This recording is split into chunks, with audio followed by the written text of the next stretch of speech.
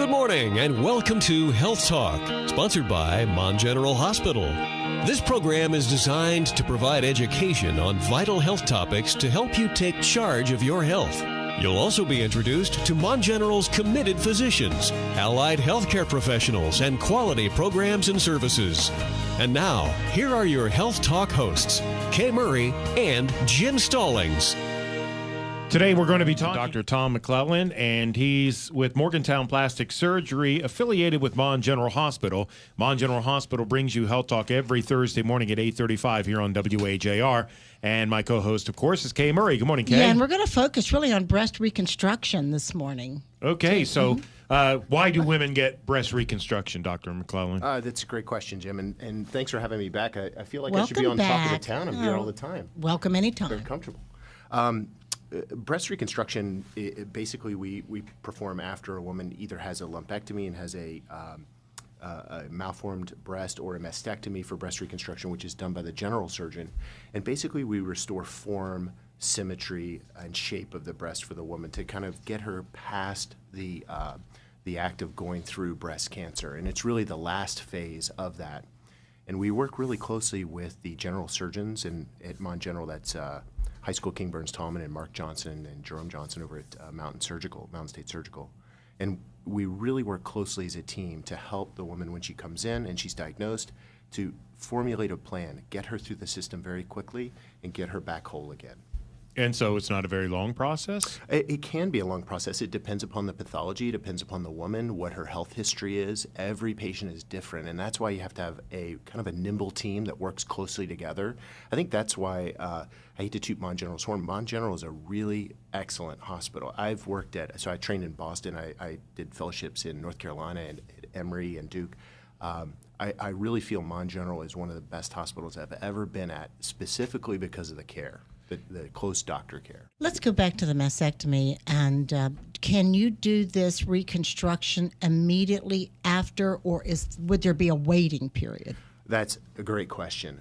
My personal preference is to do immediate reconstruction, meaning that when the woman goes to sleep to have her mastectomy, that I can come in while she's still asleep, perform a breast reconstruction, at least the first stage of it, by placing a tissue expander behind the pectoralis muscle and a little sling, which is made out of cadaveric dermis, that holds the tissue expander under her pectoralis muscle. I'm not able to fully expand it, but I can get a jump on the reconstruction by putting in saline immediately in the tissue expander at the time of So there would surgery. have to be another surgery following that? There's a second stage that occurs usually about 3 months later if everything goes well. And generally in between there, the nice thing about breast reconstruction is in the last probably 6 or 7 years, we have come so far in improving breast reconstruction, how we do it, how fast we do it, and what the results look like afterward. And that's really key, because a lot of women have a view of breast reconstruction from the 80s and 90s, which we were not good at. Right. It was much more deforming and much more difficult. So generally when women have the mastectomy, I come in, I put the tissue expander in, so that when they wake up, they have some form to their chest. And it really helps them kind of assimilate what's happened, and they feel immediately better about themselves. With the new techniques, I'm able to really insufflate maybe 1 or 2 times, putting saline in the tissue expander just in the office, versus 8 or 9 years ago, it may take in 15 to 19 insufflations. So we've really decreased the amount of time that it takes to get fully insufflated before you're ready to go. Let's talk about the type that we're talking about, the reconstruction. There used to be, there's silicone or saline. Saline, is that it? Sure, saline. Saline. And wasn't there some controversy over one of those in the past? There is. So as far as breast reconstruction goes, there's actually quite a number of different techniques, okay? One we'll talk about today is tissue expander. It's really what most women want, because it gets you back to your life the fastest, typically. There are muscle flaps. There are very difficult muscle flaps like free trams, which is taking tissue free from the body and putting it on the chest. There are pedicle flaps where you move them around but keep them connected to the body.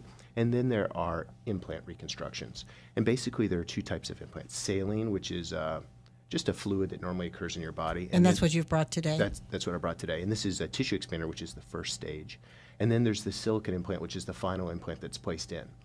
back in the 90s, they were very thin shelled and they were actually liquid silicone. And what they found is that when it's squeezed on the implant, it could fracture and then you'd have liquid silicone in the body. You have a leak, which... That's correct. And you could get silicone in the lymph nodes, et cetera. And there was some thoughts that it could cause some immunological illnesses. And so far, that's been disproven with multiple studies. It's the most studied medical device of all time. But what it did lead to is the next generation of silicone implants, which are much thicker shelled and actually now are a cohesive gel, like a gummy bear, so that if they fracture, they stay together. And what's the aftermath of all this? And after you have the follow-up surgery, then what? Do we still have to continue to come back, or do we heal? And Sure. So really, it's a 4-stage procedure with a decreasing operative commitment, so to speak, at each stage. So the first stage is the largest because you're going to have your mastectomy, the tissue expander replacement. You generally are in the hospital about 2 or 3 days. I generally use 2 drains on each side, and we'll talk a little bit about why that's good and bad. And then you come back once you recover. You have some insufflations of the tissue expander in the office, generally 2 or 3. I let everything stabilize for 3 months. Then you come back for your second stage. At that stage, we take out the tissue expander and we place a soft implant, and we make any changes that we want to make. And recovery from that would be? Day surgery, you go home right after, very short recovery. Generally, about a month after that, I make a nipple in the office under local, and then the final stage is just a tattooing of an areola, which is, obviously just our procedure. So this, what you brought in, is a tissue expander. Yes. So basically, every surgery has. Hold that up for the camera, though, too. Yeah, so. Every surgery has its problems, and one thing about allograft tissue reconstruction. So previously, maybe more than 10 years ago, they had the mastectomy that took the skin. And what happened is when you take the skin, it's very tight, and you have to put the tissue expander in flat and then slowly expand it over time. You had to come back to the office 19, 20 times. It was painful, and the results were not that great. With the advent of the skin-sparing mastectomy, what we're able to do, and people on your camera can see it, if I have the breast and then I remove the breast tissue but leave the skin behind, I'm able to use that soft, supple skin that we just can't grow or create with the tissue expander. So what we do is when we lift up the pectoralis muscle, we place a small sheet of allograft material, which is a treated dermis, as a hammock to hold it into place. So you go under the breast? Go under the skin. Under the muscle skin. and under the skin. And let me show the camera. I brought a little, That's one good thing about being on camera little today. cartoon.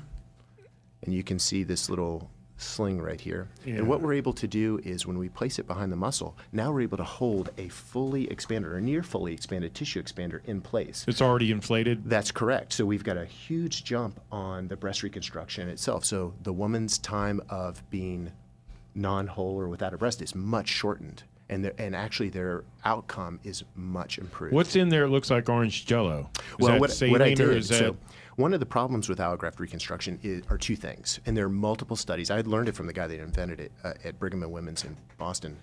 He basically, you can get a seroma, which is a collection of fluid that would have to be drained, or you can get an infection. And seroma infection rate's about 10 to 15%. The problem is if you get an infection, you have a very limited treatment option, or a seroma. If you have a seroma, let's say you get fluid on your knee, and you go see the orthopedic doctor, they just stick a needle into it and draw off the fluid. Well, if you get a seroma around this tissue expander, and you have a needle, obviously you can't stick a needle in it and drain off the fluid, or you would puncture the tissue expander, and the woman would have to go back to surgery. So that's one problem. Second problem is, what if you get an infection around the tissue expander? Okay, so this is covered in a pocket of skin. Okay, if there's fluid around here, there's no way to draw off the infection. You can't sample the material to send it to microbiology and find out what bacteria it is. And more importantly, you can't treat it because there are no blood vessels here. You can't deliver antibiotics to it. Okay, Right.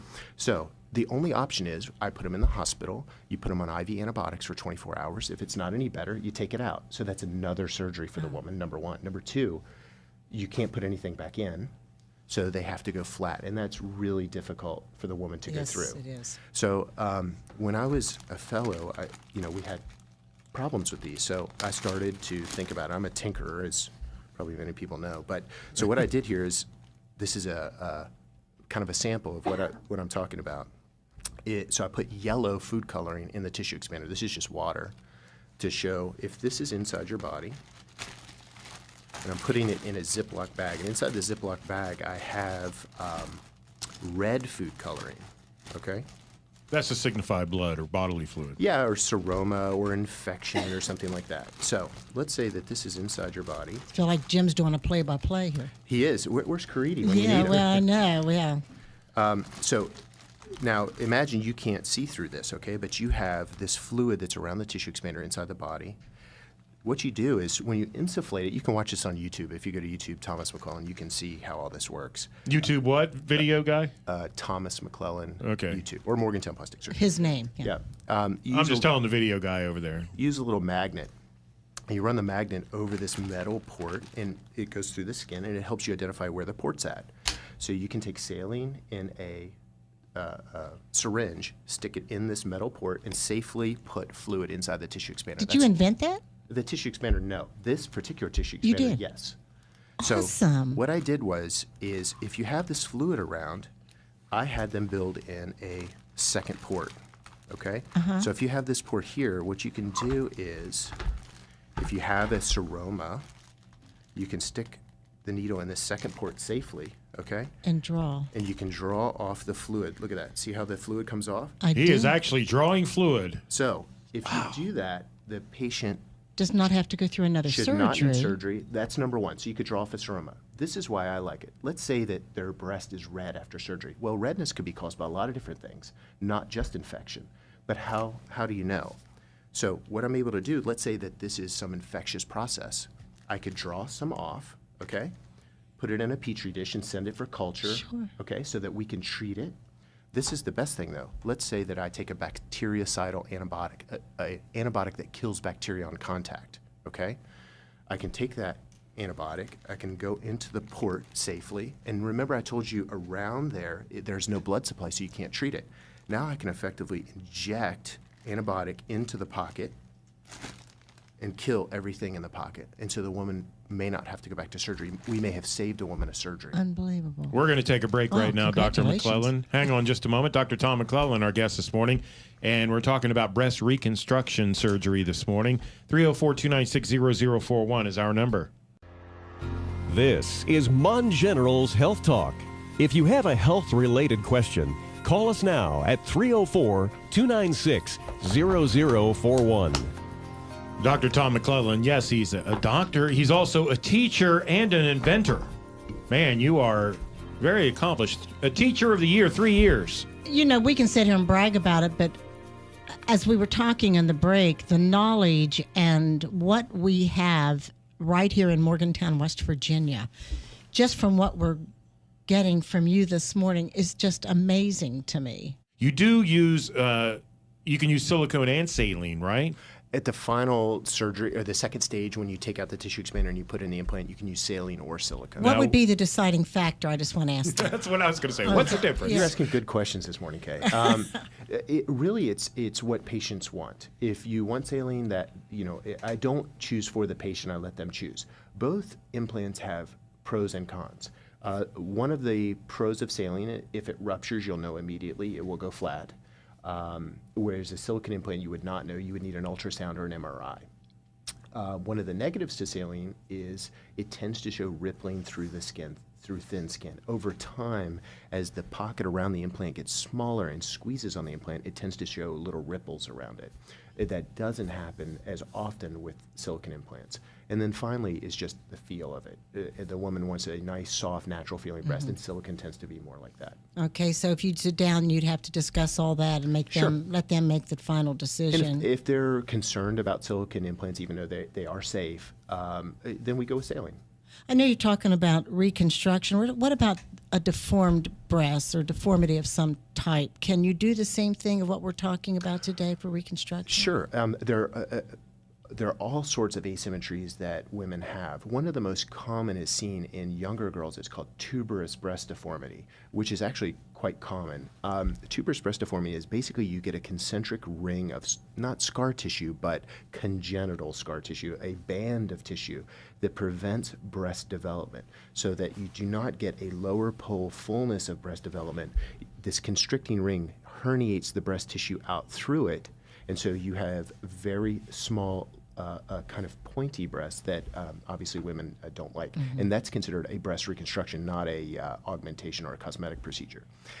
You can address it in two ways. You could just put an implant in, or some people stage it to a two-stage procedure where you do a tissue expander like what I showed you, and then an implant. It depends on the severity. What if a woman doesn't want an artificial implant?